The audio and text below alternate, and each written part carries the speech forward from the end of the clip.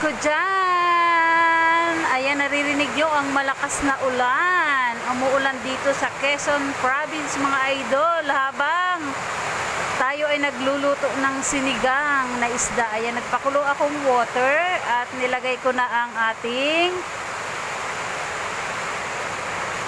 gulay. Ayan, ang ating sitaw.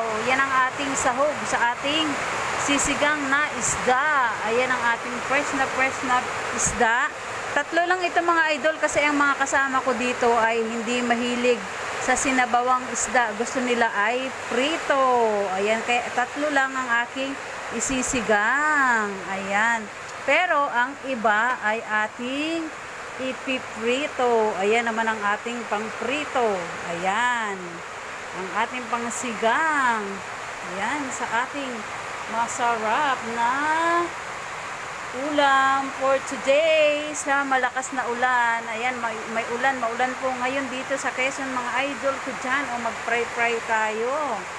Ayan, at ang ating isisigang ay napaka-fresh po ng ating mga isda. O, sariwang sariwa ang ating mga pisda dito.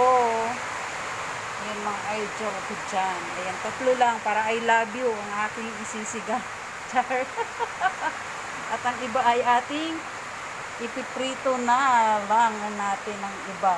Ayan oh, napaka sariwa ba ng ating mga pisda dito. Ayan oh, diba?